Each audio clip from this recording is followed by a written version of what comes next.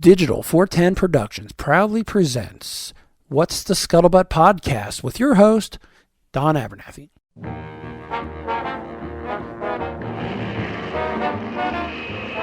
Welcome, everybody, to another episode of the What's the Scuttlebutt Podcast, your favorite World War II-based podcast. And I'll admit, it's been a while. We've been away. Been very, very active lately, but we'll get to more of that later. First and foremost, as always, I want to thank our primary sponsor of the What's the Scuttlebutt podcast and all of our podcasts here at the Digital 410 Network, ACT Computers. ACT Computers has been providing IT work for all of Southwest Florida since 2004. They specialize in veterinarian clinics, medical clinics, businesses large and small, whether it's a roofing company, air conditioning company, residential computers, network expansion, laptop repair, computer repair, tablet screen repair. You say it, they can do it.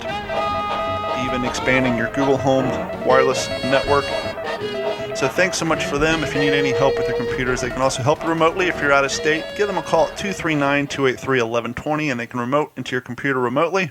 Hence the name remote. I don't know why I said remote remotely, but it is. They can do it remotely.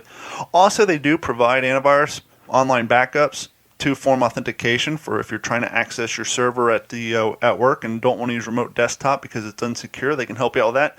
Give them a call, 239-283-1120, or go to act-capecoral.com. I want to give you guys a little preview on a project I have been working on for the last 2 weeks.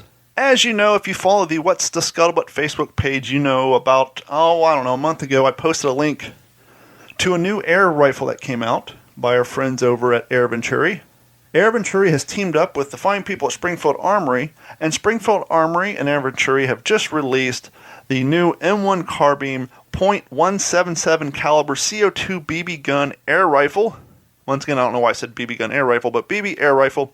And let me just give you guys a little preview. This thing is beautiful. Once again, as you know, if you've listened to the podcast, you followed the YouTube channel, you know that a while back, one of our fine listeners gave me a Crosman air rifle from 1953, 1954. It was an M1 carbine. The thing was cool. It had a little box magazine that held BBs. It had a rear charging handle that would load the BBs one at a time. But this was your more conventional BB gun. You actually had to compress the barrel down into the stock, pull it up. It would load one round. You would shoot it, rinse and repeat. Unfortunately, with the age of it, the gaskets are blown out, so I can't use it. The new Air Venturi Springfield Armory M1 carbine, this thing is authentic. As soon as you pull it out of the box, the first thing you feel is the weight. Much like the predecessor. Not really. It's not even fair to say predecessor because the companies aren't even related. They're just two air rifles that look like the M1 carbine. Putting them side by side, the Crosman just looks like a toy because that's what it was. But the new Air Venturi Springfield Armory air rifle, it looks like the real deal. I mean, this thing is authentic. Comes in a synthetic plastic stock or a authentic wooden stock. And let me tell you, on the wooden stock version, the color of the stock, the color of the hand grip is spot on to that of a real 75-year-old M1 carbine or M1 Garand for that matter. Front and rear sights are just like what you see on your M1 carbine. It does have left and right adjustments on the rear sight, but there is no elevation control. It's an air rifle. What do you expect? Cool thing. The magazine is actually where the CO2 cartridge goes, so it goes into the magazine. You load 15 BBs into it. You seat it in the back, cock the charging handle back, and because this is a CO2 rifle, it does have blowback. And the blowback is, in my mind, the coolest thing because that's what helps with the authenticity of this thing. So as you squeeze off a round, the charging handle blows back just like a real rifle.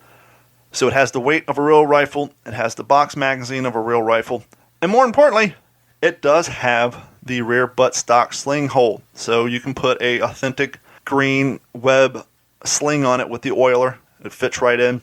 It does have a bayonet lug on the front. Unfortunately, well, let's be honest, legally, it couldn't fit a bayonet. So the bayonet lug is a little too wide for your bayonet to fit on. Trust me, I've tried it. But we shot a video. I don't want to give too much information away. I will say one of our fellow reenactors here locally, Joseph, brought out his 1943 Ford Jeep. I was going to say Willys, but it's a Ford. And he also brought out his Airborne Edition carbine. So I was able to take the new Air Venturi M1 carbine and compare it to a real carbine. Now, obviously, I know the Airborne has a folding stock, so that's not the same. But everything else is the same. And side by side, barrel length the same. Handguards are the same length. The weight, everything. This thing is spot on. This is a beautiful, beautiful air rifle. If you guys are air rifle fans or your children are, If you have a young child who's not only into air rifles but loves World War II based stuff, this thing is for him. Even if you're not an air rifle guy, but you collect World War II era firearms, this thing's a must-have for your collection. It's just so damn cool. You look at it, you pull it out, and from a distance, if you're not really paying attention to the white stamping on the charging handle, it looks like the real deal. And as you get up close to it, you look at it and say, "Oh wow, this is a BB." I just can't say enough about how cool this thing is, and I'm just super excited. And I can't express the thanks to the fine people at Springfield Armory and the fine people at Air Venturi. After I posted the link, I just took a shot in the dark. I said, you know what? I'm going to reach out to Springfield Armory and ask them if they can send me one. Why not? Not one to keep. I'm not that greedy. I told them I would mail it back after I'm done. Sadly, I really don't want to. And between me and you, the serial number on this thing is number 29. So I really want to keep it now. But anyhow, they sent me one. I shot the video. They've been super, super accommodating. They've been answering any questions I've had. The fine people over at Air Venturi have been so accommodating, they were willing to send me CO2 cartridges, BBs, and all these other things. I said, no, I'll take care of all that. I don't want to overextend my welcome. I don't want to abuse your hospitality. Send me the rifle. I'll take care of the rest. The rifle's here. It's beautiful. Took it out, had a fun time shooting it. Really don't want to send it back, but I'm going to have to because that's part of the agreement. And yeah, so look out for that YouTube video coming up. And by the way, I don't know if I mentioned it on this show in a while, we do have a legitimate YouTube channel title now. It is Digital 410. So just go to youtube.com, search for Digital 410, or go to WTSP-WorldWar2.com. Find the video. I think there's a video on the right-hand side of me. Actually, it's when we were out at the Hilton doing the Army dance. Click on that. You can subscribe. Click on the bell, and then you'll get the notifications.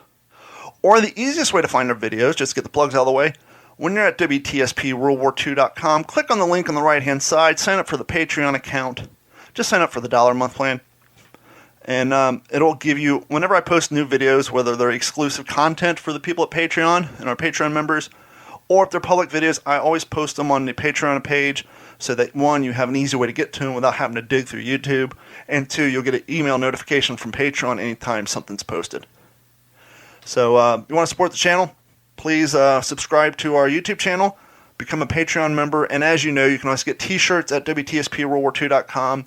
I'm going to put up a new one here soon. We still do have the Lucky Strikes t-shirt.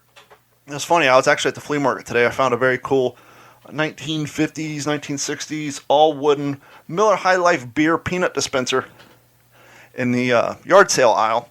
And as I'm walking down, I have on my WTSP Lucky Strike shirt, and the guy's like, "What's your shirt say?" I said, "It says the What's the Scuttlebutt podcast, your favorite World War II based podcast in stereo."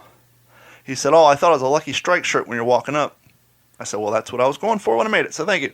So if you want to confuse people at the flea market with your very own t-shirt, go to WTSP-WorldWar2.com, click on the merch link, and buy your own t-shirt. And last but not least, if you are active like me and you're working out, or you had kids who are athletic or in football, go to sleeves.com, SLEEFS.com. Anything you buy, use the promo code D41040 at checkout, and you will save 40%. I think it covers all the plugs. Very excited. Joining us on the phone coming up here momentarily, he was a pilot for the 398th Bomber Group in World War II, Mr. Keith Anderson. Mr. Anderson, how are you doing today? I'm doing just fine. First and foremost, let me thank you for your time for coming on our show and taking time out of your schedule. I greatly appreciate it. It's gentlemen like you that allow me to share your history with our listening audience and to educate the up-and-coming generations on the sacrifices and the trials and tribulations that your generation went through to make our freedoms possible today. So first and foremost, thank you for your time and thank you for everything you've done for us. You're very welcome. Well, let's go back to the beginning, if you don't mind. Where we tend to start all this, first and foremost, is we'll go back a little bit to Pearl Harbor. Do you remember where you were at during Pearl Harbor? I was a freshman at Reed College in Portland, Oregon, and they didn't permit fraternities and sororities at Reed. They had living groups instead, and they were just independent to the college. And I lived in a long structure with several what they called houses in them. The building was probably 1,000 feet long or more. And it was divided. The east end was male living groups, and the other end was female. These houses were 3 stories, and each wing of those 2 wings, men and women, they were further divided by just partition walls. Inside of each, there were 2 or 3 rooms on each floor. Well, they came in and bound and gagged us all individually in bed into living groups, and they call them houses. I lived at the time in what was called Doyle House. It's a long story, but we'd had over the years, some of these houses accumulated symbols of their house. And our house was, the symbol was an owl. They called it the Doyle House Owl. And one of the other houses in our wing came in and stole our owl. Then on Sunday evening, we had, it was custom to have an open house where you would invite all the college to come to your house and chit chat. Kind of a way to encourage new freshmen and that to come possibly join your house? No, it was just a safe social occasion to get to know other members of the other houses that would come and visit you. Sure. It was just purely a social expanding your membership of your class. I got you. At any rate, they had stolen our owl. So they were having an open house, and it turned out to be the day of Pearl Harbor, which we didn't know was going to be there. We all knew the war was coming, but so they invited us to their open house, which was going to be on Sunday, December 7th, 1941. And so we knew that they were going to feature our owl at the open house, so we wanted to steal it back before they could show it off. So we assembled a bunch of friends on the campus and stormed their house physically, battering our way up to the second floor where the owl would be on display.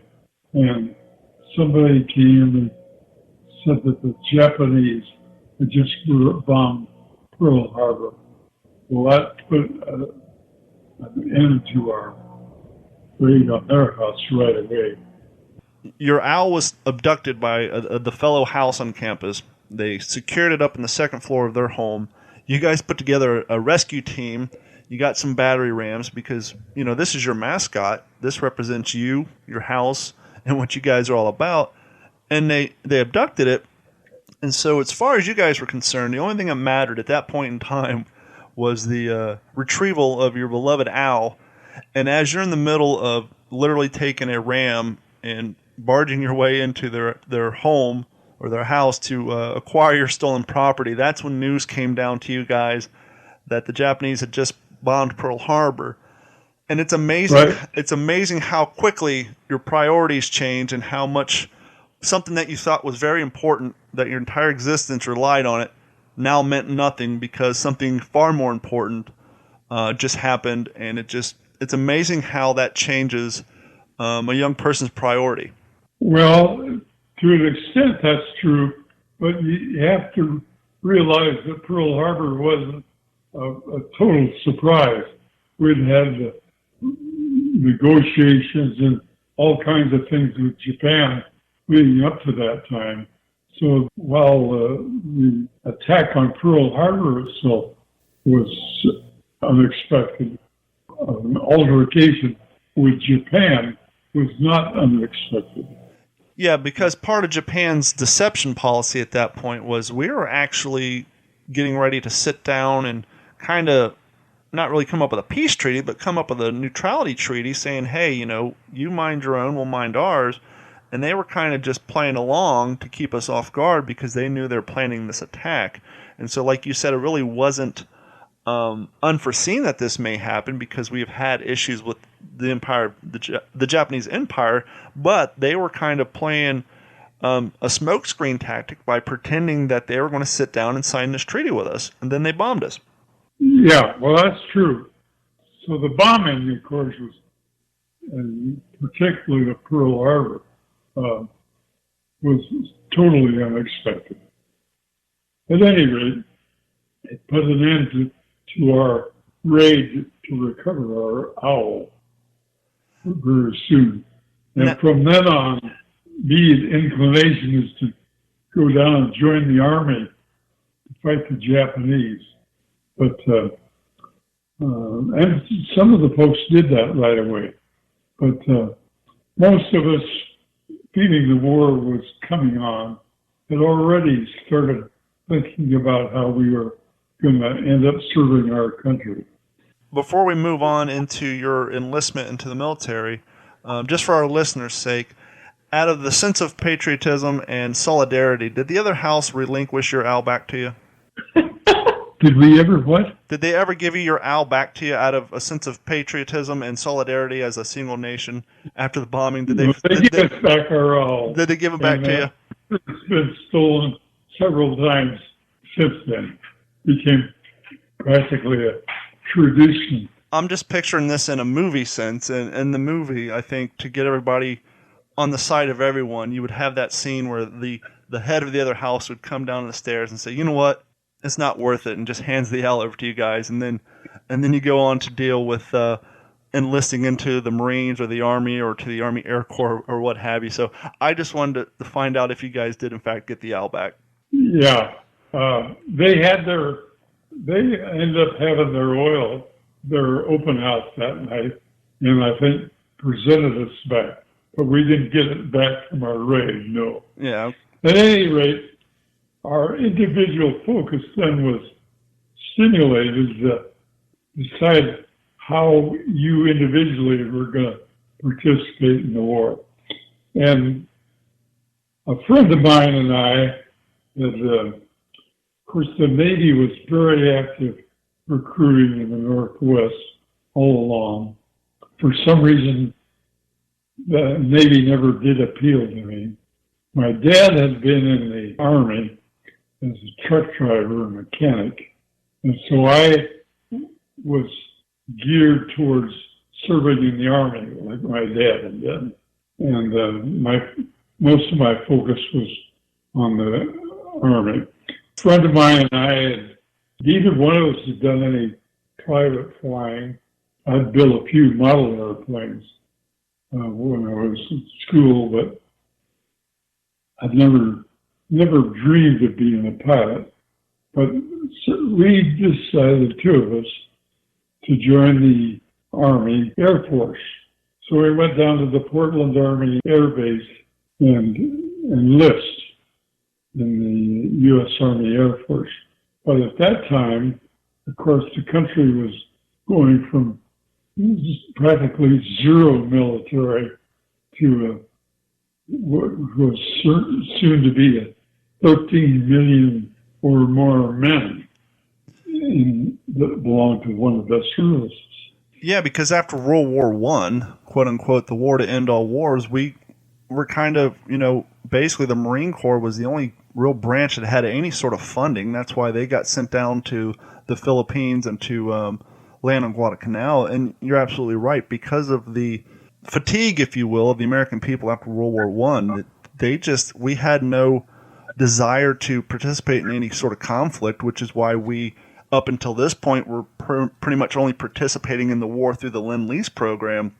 But we actually, as you said, our military was at an all-time low, really, at that point, with the exception of the funding for the Marine Corps. But the Marine Corps was still using rifles and gears that their fathers used in World War I. They were still using 1903 bolt-action rifles.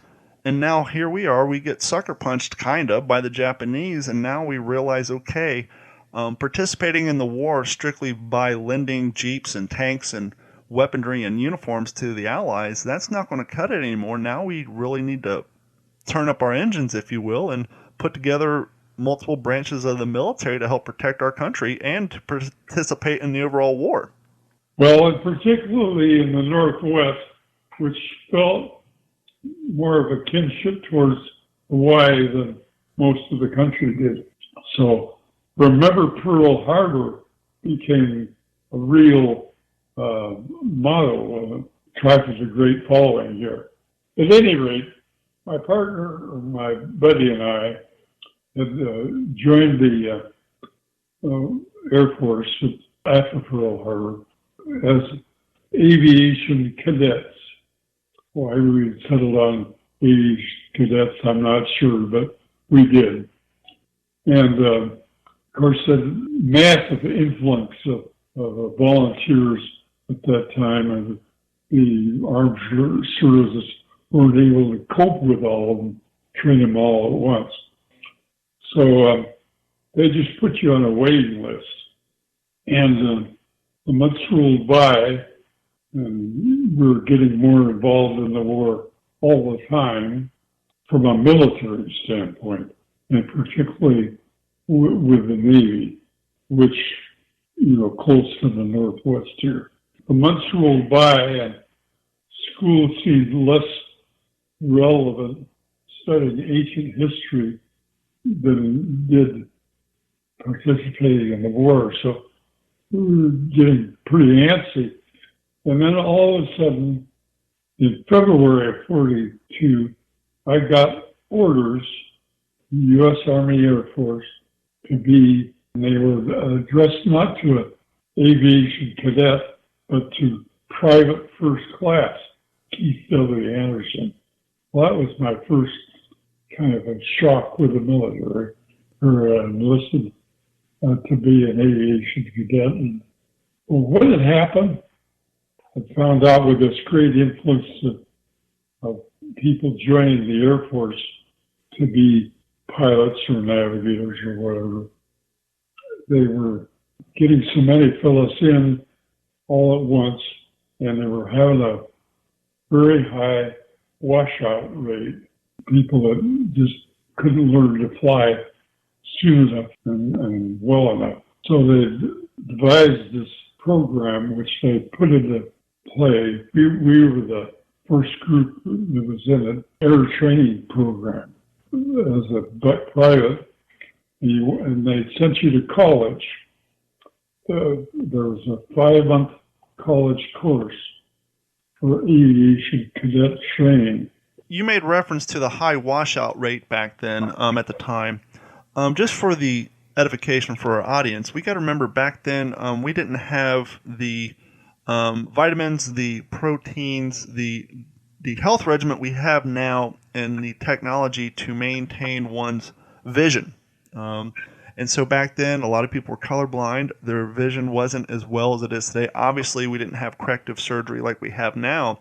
And so one of the leading factors, or two leading factors I would assume, and you could tell me, is one, people's vision.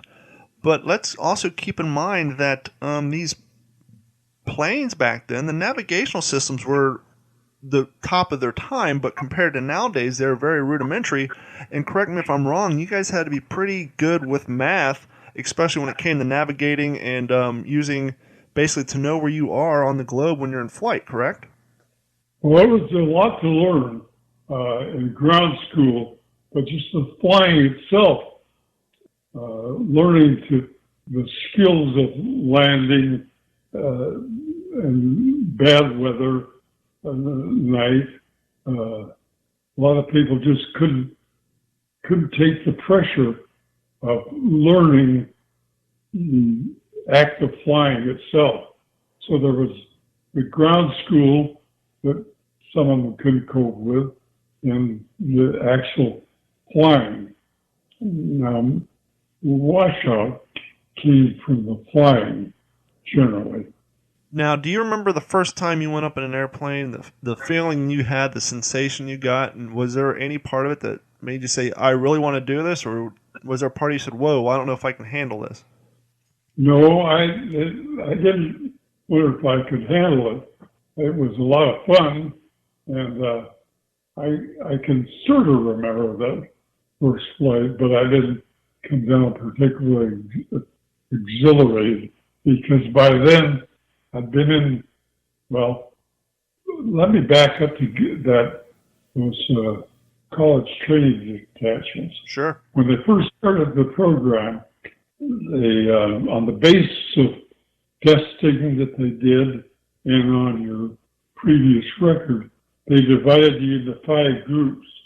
One group which would graduate each month. And from then, after, all the groups would go for 5 years in the college training detachment. So I'd just come out of college, and I was passing high grades in all the tests they were giving me. So I was put in the second group. At that time, the Air Force was graduating 1 class per month, or approximately 1 per month, about 10 or 11 per year. Can you remember off the top of your head how many cadets were in each class that graduated each month?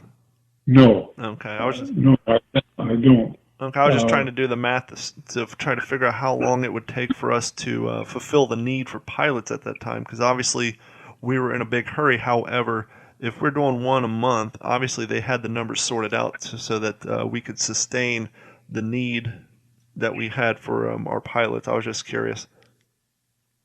Okay, they had the Air Command divided into 3 sections: the Pacific Coast, the Midwest, and the East Coast. And each one of them had their own cadet programs, and they operated separately from each other from an operational standpoint. So at any rate, when I finally got my orders, it came through the private Keith W. Anderson, and rather than go to the Pacific Coast Command, I was assigned to the Midwest Command, which was headquartered in at Randolph Field in Texas. And I was disappointed, but there wasn't anything I could do about it except go on with the flow. First of all, the idea was you'd get 1 month of basic military training before you even went to 5 months of college. So my initial assignment was to Buckley Field in Denver, Colorado. So when I got my first orders, I was a private, and I was being sent to Buckley Field in Denver, Colorado. Up to that point, I'd been thinking in terms of the Pacific Command, which was centered out of Southern California, and Santa Ana was the focal point for the Pacific Coast Training Command. I forget what the East Coast was. Some air base down in Florida. At any rate, there I was, first in Denver, Colorado, and then sent out to my college training detachment that I was assigned to was at Southwest Missouri State Teachers College. And I was put in the second graduating class. As I said, they had a class of pilots, navigators, bombardiers, for some reason, weather officers, and a few other officer groups. But once you started training, you were going into one specialty to another. After a week in Denver and 2 months in Missouri, I was sent to Randolph Field in Texas. And that's where they made assignments into the training command. You took a lot of tests, physical tests, mental tests, and so forth. And each day they would come out with a list of who went where.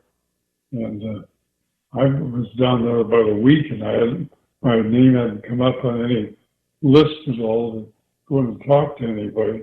And all of a sudden, there it is on the list, and I'm assigned to class 44B, which would be the second graduating class of 1944. By the time my turn came to go to start out student aviation routine, they were getting ready to send out class 44A, and all of a sudden they'd end up short of people for 44B, so they had to take some of those fellows and move them into 44A. Well, I'd been just on the borderline between the two. So I ended up actually joining and becoming an aviation cadet with a class of 44A. At that time, there were 3 phases of training for pilots. One was primary flight training, basic flight training, and advanced flight training, about 2 months each. So that was close to a 9-month process. In primary training, you started out with a single engine, fixed wing, fixed landing gear training plane. A lot of them were the popular Stearman twin wing airplane. A lot of cadets learned to fly in those. And Fairchild PT-19s, PT standing for primary trainer, and 19 was the designation. So I learned to fly basic flying in that, landing, taking off, aerobatics, precision flying over the ground for navigation training purposes. And that was an intense course. 1/2 a day of flying and 1/2 a day of ground school. And the ground school subjects you were studying were compatible with the flying training you were getting. And it would be night flying navigation, and then basic military training in the ground school. And I'm sure as you're doing your in-flight training in your Fairchild PT-19, the brass and those who are in charge of the training are probably assessing which pilots would be best as a fighter pilot, which pilot would be best as a bomber pilot. Well, they were just concerned with teaching you their phase of the training. Now, the selection became between, say, somebody destined to be a fighter pilot and somebody was a bomber pilot, was when you went from basic to advanced flying training. If you were going to be a fighter pilot, you just continued with a single engine airplane, AT-6, which is they're still flying AT-6 all around the country. You got to actually make a decision whether you wanted to go to single engine advanced or multi-engine advanced. Multi-engine, obviously, was 2 engines on up. You just practice to learn how to fly a twin engine airplane.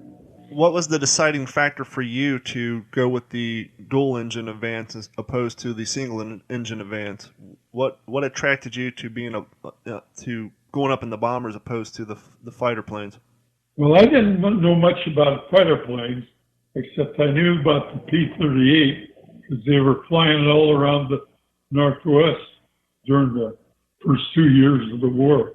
So I was familiar with the P-38. It had twin engines, and I decided I wanted to be a P-38 pilot, so I better go to twin engine. Turned out that was the best way to get into P-38s, but at any rate, that was my thinking at the time. I didn't know much about airplanes at all. I knew a B-17 actually. They were built in Seattle. I knew the difference between bombers and fighters, but I didn't know the slightest idea what was involved with each. When my time came, I selected twin engine advance, and I ended up at Lubbock Field in western Texas. And that's where I actually finally graduated and got my wings on January 7th of 1942. Along with getting your wings, having this ceremony where they pinned them on you and so forth, you got orders to your next position, which was, forget what they call it. It was an assignment center. It's where you went out as a brand new second lieutenant, brand new pilot. The replacement depot? Yeah, replacement depot. Right. First of all, you were given a 30-day leave at home and then sent to what was called a rest and recuperation center, where after all of and there was a lot of pressure on during flying training. You were supposed to be able to get rested and recuperated from that rigorous training. And there you would also get your first assignment for actual tactical training. So I was sent to Salt Lake City, Colorado, which was a replacement center for the West Coast. Well, maybe it was for everybody. I don't really remember that now. I know there were hundreds of guys that were assigned to Salt Lake City Replacement Depot, and with nothing to do except sit around and play cards and tell stories. They gave us some rudimentary training. And at the time, were you a better card player or a storyteller? I was a pretty good card player. I learned from my dad. What was the game of choice at the time? What were you guys playing? Poker. So you were able to hold your own in poker and not lose all your pay? Yeah. Nice. I held my own. There you go. But I'd only been there about 2 weeks. And most of the fellows were there for a month or more. What they would do there at the replacement depot, they would take, like for bombers, a B-17 or a B-24, which had 10-man crews. They'd assemble, they had navigators coming into replacement depot, bombardiers, and gunners. And they would assemble those into combat crews and then train them off, send them off for further training as a crew in a specific airplane they were going to fly. So I'd only been there about a week or two, and another fellow and I, from my graduating class at Lubbock, were given orders, just the two of us, to report to the 398th Bomb Group in Rapid City, South Dakota. So we got a speed up right there. We didn't go through the rigid, ordinary process of having months in a tactical airplane we were going to fly in. So basically, at this point, they're going to streamline your training, and you're basically going to get the fast track and not get the in-depth, consistent training. Fast track. It was faster than fast track because we found out that the 398th Bomb Group had just gotten its orders to join the 8th Air Force from England. They had been serving as a year as a training group, which was training other groups that were heading over. None of them had been overseas themselves, but they were all experienced people. And so the 398th Bomb Group had just received in January its orders to join the Air Force in England. Now, they weren't fully manned at the time, so they had to bring in a bunch of people like me last minute. And lo and behold, I found out that all of a sudden a replacement depot and any training in a tactical airplane, I was being sent right to a bomb group as on its way overseas, and quite an acceleration.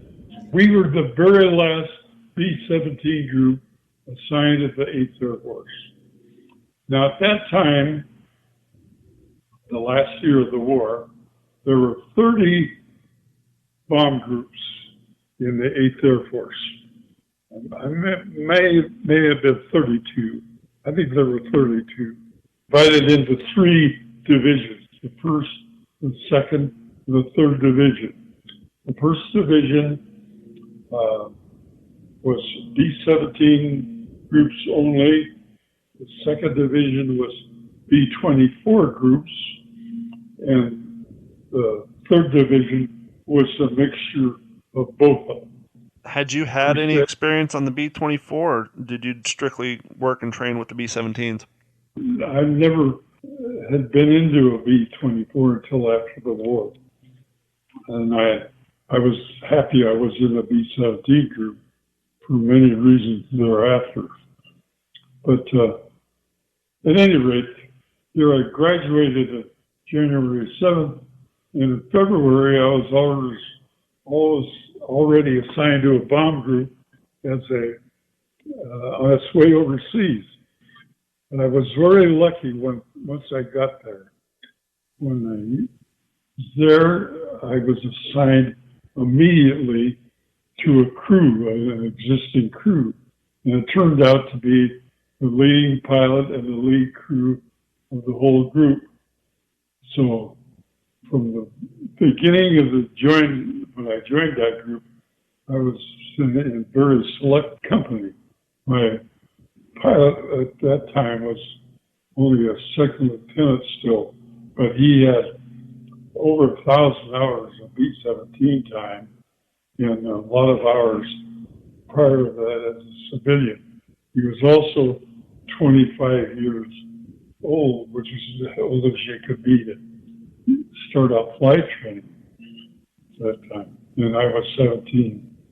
But he had a world of experience, and so I came right under his tutelage, and I was a very lucky guy in my career from then on. Now, correct me if I'm wrong, but you were one of the youngest guys in your group, were you not? Yes, I was. My birthday was in March, so we actually flew overseas in late March, 43.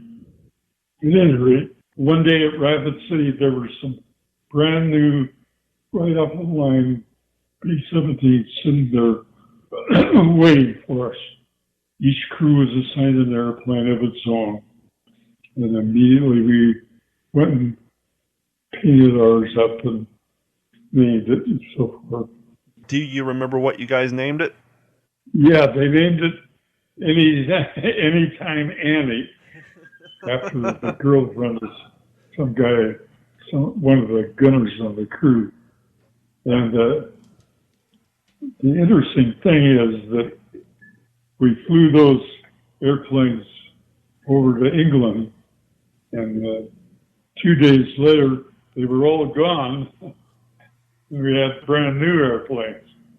Just used this to fly them overseas, because they still had to go through a modification center in England to get it up to snuff for combat.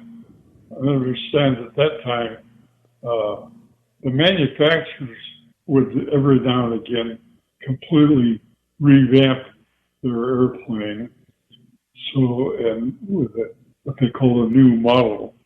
And we had the brand new Model G, ABCDEF G model of the B-17.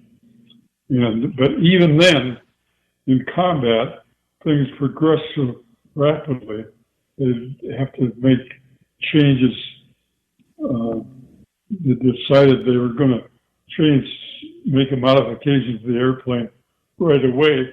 They had modification centers right in England where they would send the airplane and get it prepared for combat. So they took our brand new Anytime Annie away from us, and it went to modification center, and eventually was assigned a group. And I read later that it was shot down on about its fourth or fifth mission before the North Sea. So Anytime Annie didn't last too long. From then on, we didn't bother naming our airplanes. We also found out that as a lead crew, you flew special airplanes. For one thing, they were equipped with radar. All the airplanes weren't equipped with radar at that time. And they had special bomb sights and special this and that. So each group had 6 or 7 lead airplanes, and then the lead crews would fluctuate flying those lead airplanes. Now, I understand you quickly learned there was a disadvantage almost to being a co-pilot in a lead airplane, and when that happened, an NCO or a member higher up would oftentimes take your seat, and you were relegated to being a observer to the tail gunner. Is that correct? Well, yeah. I soon found out, and I wasn't very happy about it, that the co-pilot on the lead crew was replaced by generally a senior officer. Our group commander was a full colonel, and he flew several missions with us, with him sitting in the co-pilot seat, me flying as a tail gunner. And I wasn't very happy about being killed as a tail gunner after I'd spent all that time learning how to fly. You just went from seeing what's going on to watching what just happened out the back and staring at the faces of the gentlemen flying behind you. Now, yeah, it was a good place to be because later on I saw a lot of airplanes blow up. The tail used to come off intact and flutter down on its own, and often you see one figure jump out of there and open a chute, and no chutes coming out of the main section of the airplane. So from that aspect, being a tail gunner was favorable. From a logistical standpoint, was the escape hatch closer to the tail or to the cockpit of the plane?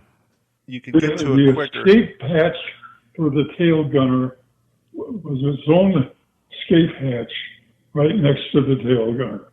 So we could get out of there in a hurry.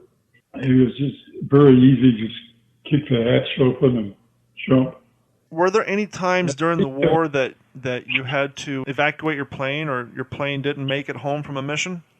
We had an engine catch fire as we were climbing to altitude, and the engines had a built-in fire extinguisher system, but we actuated that and it didn't work, and it kept burning, and we decided the plane was going to blow up any minute. We better get the hell out of there. So we all jumped, and I remember I was a tail gunner on that mission, so I went out the tail with 3 other gunners. We all jumped together, and we could talk to each other all the way down, and we did. And all of a sudden, we hit the ground, and I remember that landed a lot harder than I thought it would be. I was trying to judge when I was going to hit the ground. Now, when you're in a situation like that, is jumping probably not even a concern at that point? I guess you in the forefront of your mind, you're thinking, okay, this plane's going down. Either I stay here and probably die, or I jump out of the plane and most likely survive. But I guess it happens so quickly, you probably don't really get a chance to register the idea before you even jump out that plane. It's just probably instinct at that point, fight or flight. Well, I was never afraid of having to bail out. I always figured the chute would open, and from then on it'd be unknown. But so by then you're so used to getting shot at or getting killed in multiple ways that you're not too selective. So I didn't have any hesitancy about getting out of that airplane. Now, when you landed, did you have the luxury of landing over friendly territory, or did you go down over enemy territory, or was it neutral? No, we knew we were over friendly territory. We knew we were still over England, and so that was not a concern. So once you and your two gunners landed, and you basically, I guess the first thing you have to figure out where you're at. Obviously, you knew you're in England, but not sure where at. How do you go about getting back home? You just find the nearest village and send out communication, or what's the process of the recovery for that? Well, we all saw each other land, or we were close enough, so we got together right away. And we were ended up in somebody's yard, so I knocked on their door, told them who we were, what we were doing. They said, well, there's an RAF pilot lives down the street. Why don't you go see him? So I did that. I went down there, and he was having breakfast. So he says, you should wait for me to finish breakfast. I'll drive to my field. Well, he said, okay. Turns out he was a test pilot, and I forget the name of the field now. But it was their equivalent of Wright Field in this country. He took us to this field, and I phoned our base to tell them where we were. And they said they'd send an airplane down to pick us up, which they ultimately did. And now, how many times? While I'm there, I see these airplanes taxiing by with no propeller. And a lot of heat waves coming out the rear. Well, I'd never even heard of a jet airplane by then. Never even heard of it that I remember. So they were the first English jet. And I forget the sequence of events by then. But by then we knew that the Germans had a jet airplane, whatever that was, and we should see them occasionally. And here was the British answer to the German jet, but they were way far behind. It was the Gloucester Meteor, I believe, was the first British. It was the Gloucester Meteor. It was the English airplane. What was your impression when you heard that thing take off? Because clearly the audible output of a jet engine is far, far superior than that of a prop plane. I mean, just the noise those things put off. What was your first impression when you saw that thing taxiing out on the runway?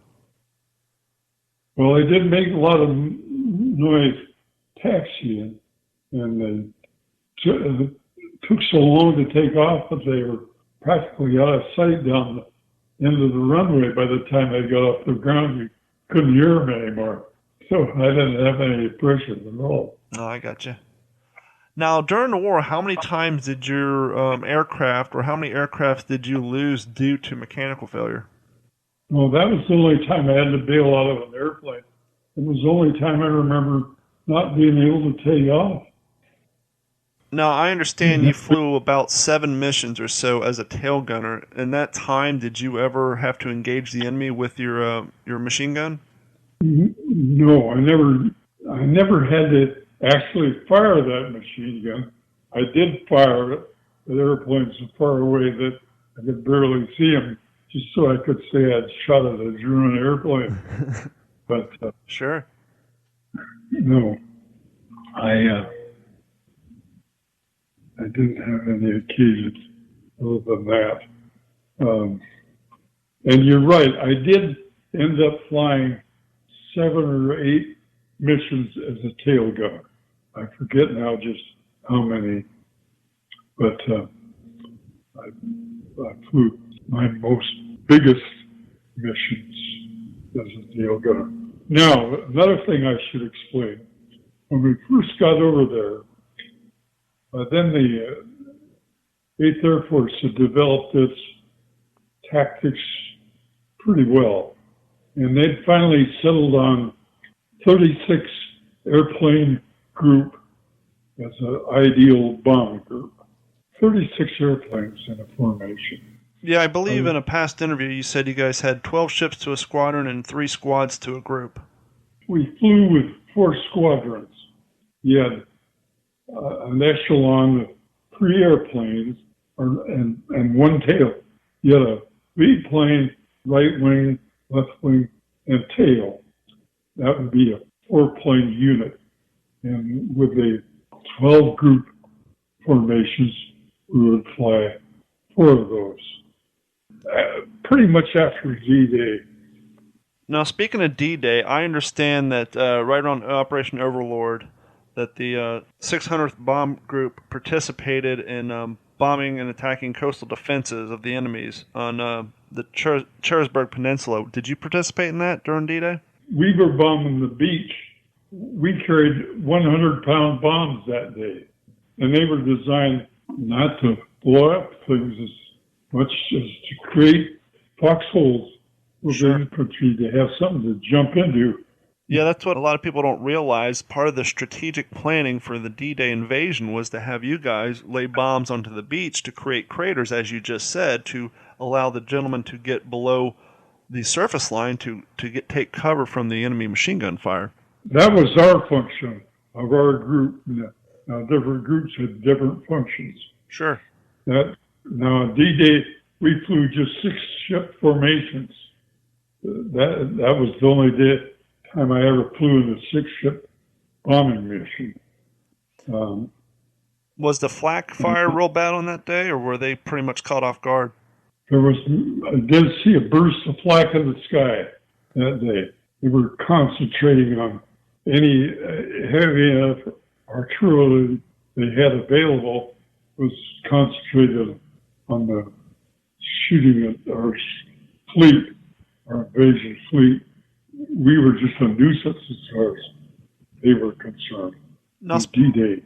Now, speaking of flak, the first time you experienced flak, what can you compare it to? I mean, probably very little. I mean, is it like, obviously you have shrapnel penetrating your plane, but when those bursts go off, do they create blast waves that create turbulence, or is it just simply the shrapnel penetrating your plane? An 88 shell would blow a plane apart. They had 88, 90, and 155, I think. So even an 88 shell could do more than just create the fragments, the shell fragments. It would just blow a whole airplane apart, or blow the nose off, blow the whole airplane up. Flak did a lot of different things. But luckily, for the grace of God, during D-Day and during your mission to provide foxholes for the upcoming landing invasion, luckily you guys didn't have to deal with flak. For you on that day, was it pretty much a straightforward mission, or did you guys have any issues that you had to overcome? No, it was pretty much a straightforward mission. We didn't even get shot at. I don't think we saw a burst of flak in the air even. Those are the missions that you mark down as the best ones to go on, obviously, because you get out there, you do what you're told to do, and everybody gets home safe, and you get to fly another day. Yeah. In fact, originally we were going to fly 2 missions on D-Day. For some reason, they called off the second one. So we just came home and turned on the radios and listened to how the invasion was going. Now I understand prior. We're gonna back up a little bit. I understand prior to the D-Day invasions, one of your all's first missions was to drop bombs on the manufacturing plants of the V-1 flying bombs that the Germans were creating. But that mission didn't really go as planned, correct? I'll back up a little bit. Sure. Our very first mission that we flew was May 6th, 1942, and it was to bomb a buzz bomb facility on the French coast. When we first got there, we didn't know anything at all about buzz bombs. Now, we didn't even drop our bombs at that one. Our second mission was to Berlin, and that turned out to be not much of anything either for us.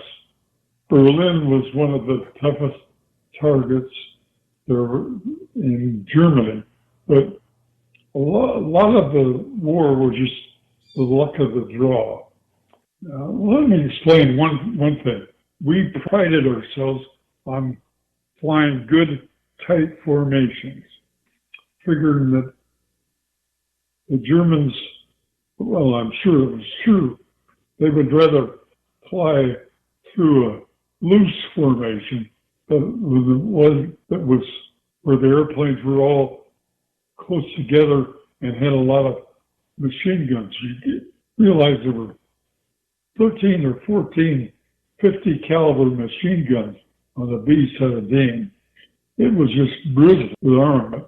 So they could send up a lot of shell where you had the airplanes flying close together. It just made a more concentrated area of machine gun bullets.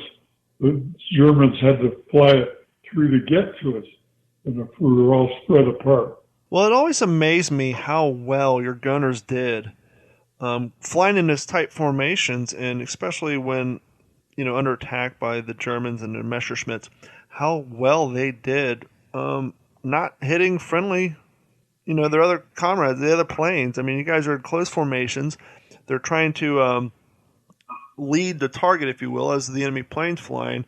But they also got to be mindful of the fact that there's so many other B-17s around them. It always amazed me how well they did it, not, accidentally shooting one another and taking friendly fire. Well, still amazes me, yeah. Yeah, we used to think the same thing. But that was another story. I don't know of any instances we had where we thought one of our airplanes had been shot down by another airplane in the formation. Yeah, it's remarkable. Would you say that your flight over Berlin was one of your toughest assignments, or was there another one that stands out in your mind as being one of the hardest assignments you had to complete? Well, I went there 3 times. I don't remember the first 2 specifically, except we didn't get shot at. But our airplane wasn't shot at much. But the third one was my third from last. And that in itself was significant because I didn't have too many more to survive to get home. So I said, boy, I sure don't want to get shot down over Berlin. And 3 of the lead planes in groups ahead of us got shot down. And I was mindful of that when we went over. But fortunately, we got through that unscathed also. Did your group participate in the support during Operation Market Garden? Yeah, we did. And I did too. What was your key role on that day? What was the main target? Were you guys going after gun emplacements? Were you bombing manufacturing plants? What was the key role for your providing support during Market Garden? Well, I don't remember specifically. What we were, I think we were just bombing troops or groups of trucks or power stations, railroad bridges, and basically anything that would help interrupt the logistics of the German army. Right. Mainly we were after trying to kill German troops, as I remember. But you had the lead airplane. You had the pilot of the lead airplane. Now, a lead airplane flew mostly on autopilot. You just turned on the autopilot when you took off and kept it tuned in from the rest of the mission. So it wasn't particularly fatiguing to sit there and dial, twist knobs instead of fighting those big controls. So you didn't have to have a co-pilot spill off with. That's why the mission commander would sit in the co-pilot seat, because he didn't have to fly at all, just sit there on the radio and command. So in September, our squadron commander got promoted. So my pilot, Gene Douglas, became squadron operations officer. And I ended up with the crew commander. Actually, at the same time, by then we'd gotten a lot of replacement crews in. And replacement crews, you'd have an experienced pilot fly with them for their first two missions. So by September, I was doing mostly that, and a few times they sent me along as the squadron command pilot. Now, you had your lead squadron with the group commander and the lead pilot of the mission, and the group navigator, the group bombardier, or the representative. And then each squadron had its, the high and the low had its commanders. So I was doing a little bit of each. I was flying the new crews on their first two missions. I flew with about 6 or 7 new crews on their first two missions. I flew a couple times with our old crew, and my pilot was the squadron commander. So I did quite a bit of that. And then September, October, November, things settled down. November, my pilot was leading our group on a mission.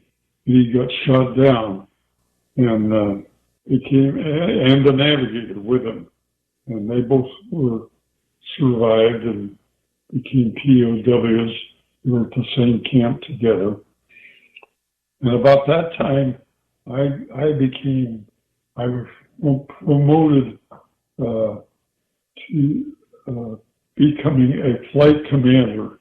That was just wasn't a rank. It was just from then on, I only flew on lead airplanes, either as a pilot or as a squadron command pilot. Sure. I flew several missions as a squadron command pilot through December. On January 23rd, our Colonel Huddle shot down and killed, and we had a couple of good, capable squadron commanders. Instead of turning the group over to one of them, they brought in a guy from staff, Lieutenant Colonel Ensign was his name, and he'd flown a couple of missions with us earlier, just as sort of a tag along. First thing he did was when he took over from Colonel Hunter, and we didn't worship Colonel Hunter, but all of us really liked him. We felt he was a good commanding officer, and this guy started ragging him, and pretty soon everybody hated him, Lieutenant Colonel Ensign. About that time, and after December, few of us that had been with the group for a long time, at least had been overseas, started thinking ahead to the time the war would be over, and we would go to Japan. So we decided we wanted to stick together, and during January, very few of us flew any at all. By that time, you were, squadron where you were determining when you flew or not. You pointed yourself as either the lead pilot or the command pilot. So if you didn't appoint yourself, you didn't have to go. And when Colonel Hunter got killed and replaced by Ensign, all of that changed. We wanted to get the hell out of there just as soon as we could. At that time, the flight mission quota was 34, correct? You guys had to fly a minimum of 34 before you were considered to head home, correct? No, it was 35. When we first got over there, it was 30. And then they prorated it so that if you'd had a few missions when they upped them, you didn't have to fly the full 35. And I had flown 6 missions by the time they did that. So I had to fly a 34. My number was 34. And then if you flew during your career, once you flew 10 lead missions, lead crews had a higher attrition rate. You got credit for 5. So that's how I ended up with 34. And then 5 less for being more than 10 missions. So I had to fly 29. As you got to counting down your missions, that when you got closer to the end, when you got closer to number 29 because of the fact that you had flown so many lead missions, did that affect your nerves at all, or did it make it harder, or was it just, kind of like, hey, that's one less mission, let's get this over with and go home, or was there any superstition that kind of kicked in saying, my number's going to come up the closer I get to hitting my quota? No, but I remember our squadron commander was a West Pointer, good friend of mine. By then, after Douglas got shot down, he became squadron commander. And so it ended up that we were going to fly our last mission together. And I remember calling him aside and saying, listen, we've flown 29 or how many up to this date. Let's not get shot down on this last mission. Let's make sure we get home. So let's just keep that in mind. So that's the time I actually thought the whole way, this is my last one. If I can make it, I'm through. So yes, that did finally come to pass. Now, during your time in England, I know a lot of the officers from the Army and other branches of the military, they would oftentimes get almost like an adopted family to live with, so that during the downtime they didn't have to spend so much time, in the bivouac or in a tent. They were able to retire to a home or something a little more accommodating than a cornice hut or a. During your time in England, were you assigned to an adoptive family, or did you spend most of your your spare time living on base? Yeah, I never heard of that adoptive family. I don't think any of our people did that. I think they all had their own, lived in a Quonset hut. Sure. There. All the fellows that I can think of lived in Quonset huts. Where was one of your favorite places to visit when you had a little R&R and you got to step away from the base for a little while? Is there a particular place in your mind you can remember going to on some of your downtime? We went to London, mainly. Down at Piccadilly Circus? Where all the action was. Yeah. Do some hunting while you're over there? We've gone to Scotland to go hunting on our rest and recuperation leave halfway through our missions. And but they had a wedding scheduled for about the second or third day we were there. So we had to leave that hotel. We were trying to find another one. But by then, it's a long story, that trip to Scotland in itself. We worked through a travel agent there, and he said, I'll help you fellows how well I can with things to do up here. But he said, there's a young lady that I just hired as a guide, and if you will let her guide you on a mission, or guide her on a trip, sign you to her. So she did it, and she was a delightful gal, and she lived there in town in Aberdeen with her parents, who was a retired engineer from South Africa. So they had an extra bedroom. So Harry and I, they were kind enough to invite us to use their extra bedroom for the rest of our trip, which we did. That's another story. What game were you hunting when you're up in Scotland? You guys going for deer, pheasant, quail? What were you guys hunting for? Just anything? Well, what they mainly went for was grouse up there. They would have these big hunting parties with about 20 or 30 people with shotguns, beaters, and they would beat through the bush and flush out these grouse, and they would shoot the grouse. Well, we didn't have any of that. We were there about a month before hunting season, so they just let us go out and shoot pigeons on our property. Probably not the same level of delicacy between that and a grouse. Yeah, right. But at that point in the war, it was probably still pretty damn good eating compared to what you're probably eating back at the base all the time. Oh, well, we ate fairly well back at the base.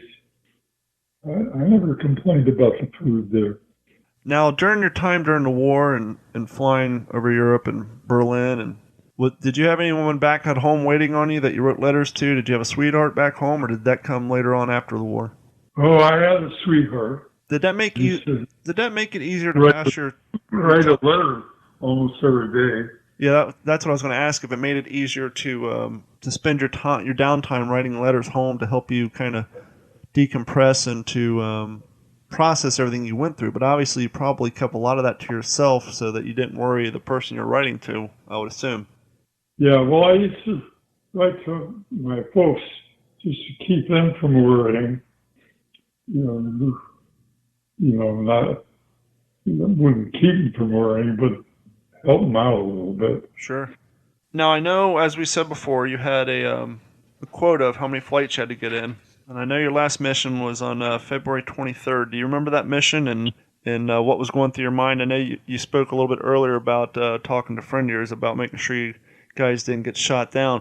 Did that mission feel longer than it actually was, or longer than any of the previous missions because you knew it was your last? No, although it was scheduled to be a longer one than it was. It was scheduled to go into Pilsen, Czechoslovakia, which is right at the tip of that bulb of Czechoslovakia that went into Germany. And by the time we got halfway there, they'd called off the mission. I forget why, maybe whether it was too bad or whatever. So we actually were told to bomb a target of opportunity. And so I called up the navigator and I said, okay, we can find that day we were bombing railroad stations on all our targets I knew about. So I said, let's find a town in Germany on the way back. Find a town that's got at least two railroad lines intersecting in it. We'll call it a marshalling yard, and that'll be our target opportunity. So we picked a town called Kissingen, Germany, and we bombed that. And there were a couple of rail lines there, and we bombed it, and had a beautiful pattern, a beautiful strike. And as far as I know, the only time Kissingen was bombed during the war. We got home and it was just very uneventful. So you just completed your last mission. You met your quota. Did you get sent home right away, or was it more of the standard hurry up and wait that the Army's known for? How long were you still in Europe before you finally got to go home after you reached your quota? My last one, I think it was on February 23rd. And I wasn't anxious to get home right away because I wanted the weather to get a little better. And by then, like I said, our squadron commander, the West Pointer, was his last mission too, and he was leaving, and I was leaving, and so I said, I'll just stay over for a month or so and let him go home and I'll help out the new guy. By then they've gotten in a replacement. And so I voluntarily stayed on for another month after I finished my tour. So after that month was up and you finally were heading home, did things seem a lot different back in the States when you got there than when you left? Obviously, the economy was better. Did you feel like the people themselves, the feeling, the apprehension, or just daily life, what was the feeling like when you came home after being gone for so long? Well, you see, by the time I got home, it was the very first part of March, and the rumors were all in when the war was going to be over, what day it was going to be. So that was the main thing going on then nationally. I forget when the war ended. I believe it was March of 45, if I remember correctly. March 45. Oh, okay. It ended probably while I was... I apologize. September of 45. The Japanese delegation formally signed the peace treaty on September 2nd, 1945. Yeah. And so after you got home, the war is over. How does one pick up their life? I mean, here you were in college. You're on a mission to obtain your abducted owl, your beloved mascot. Then Pearl Harbor happened, and then your life completely changed. You went from being a college student, a young man, to returning home. Instead of, you left a teenager, now you returned home a man, but you were gone for a few years. How does one just come home and pick up their life after experiencing that? Well, personally, I thought then that we were going to end up in war with Russia. I was convinced of that for a long time. If Patton had his way, you guys would have been. Well, I joined the Air Force Reserve and kept flying out of McCord Field, and I always felt that sooner or later I'd get called up again to go fight the Russians. But instead, that never happened. Obviously we went into the Cold War. How long did you stay part of the reserves, and what did you do in the reserves?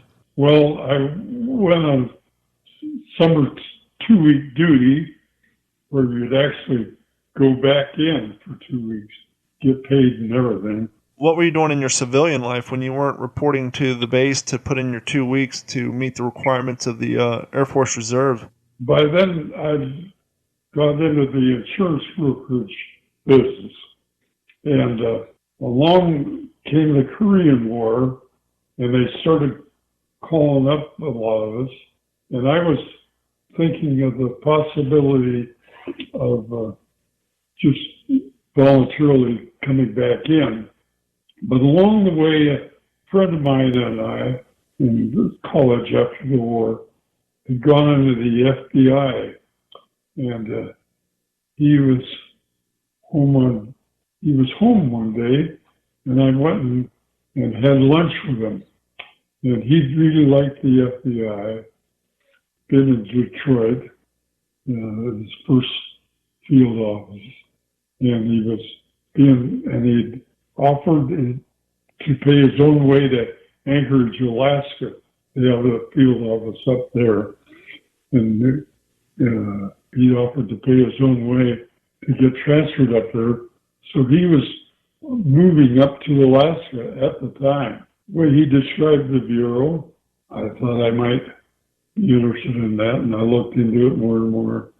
And finally, ended up actually during the Korean War, when I did go into the FBI and got out of the insurance business and stayed with the Bureau for 2 years till I ended up in New York City and got married. And how old were you when you got out of the FBI and you started to settle down a little bit and met your wife? I was 30 when I got married. So you're pretty much well established. You spent time in the war. You joined the FBI and did the insurance thing. What did you do after the FBI? I was fortunate enough that I was well connected in the insurance business. So I went to finished the university and got 2 degrees in engineering, mechanical engineering and industrial engineering, and that led into working for the Rating Bureau and all that sort of thing.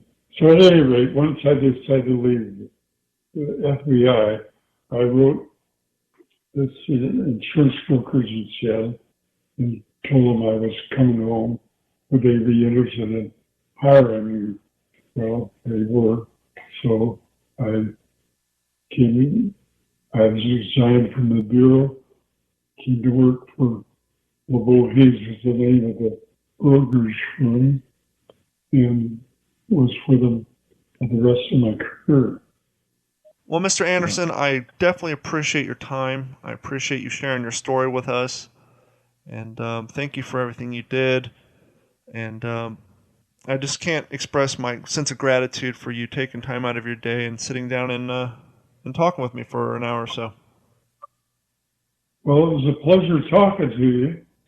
And I noticed one of the things to talk about when it comes to World War II. Enjoy the rest of your day and enjoy your weekend. Thank you so much, Mr. Anderson. Well, you're very welcome.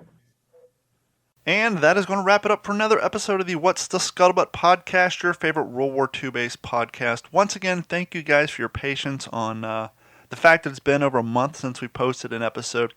Good news, I have another interview already in the can. I just got to get to editing to that. So the follow-up episode of this one should only be a week away, maybe a week and a half.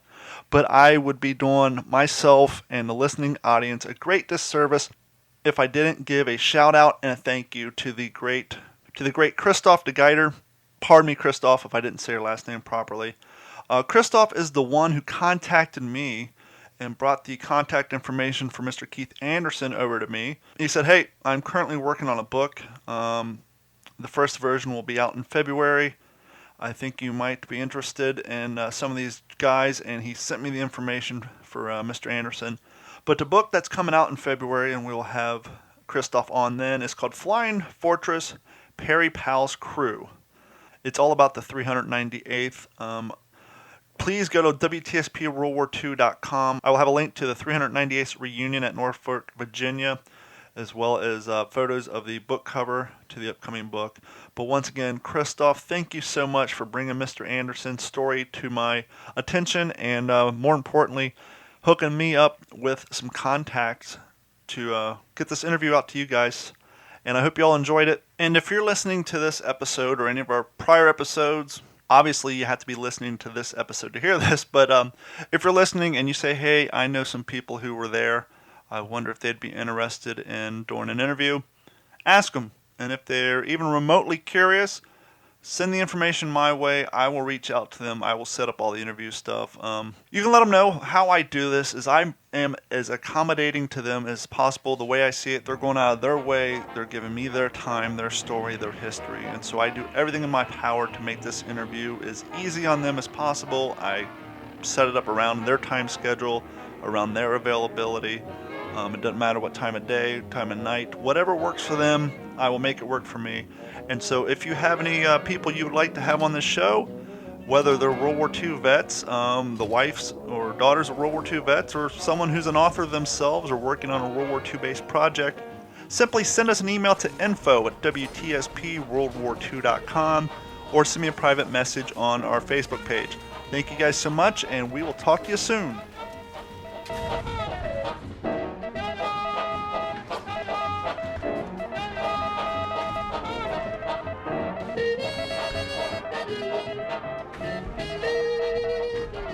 This has been a Digital 410 production.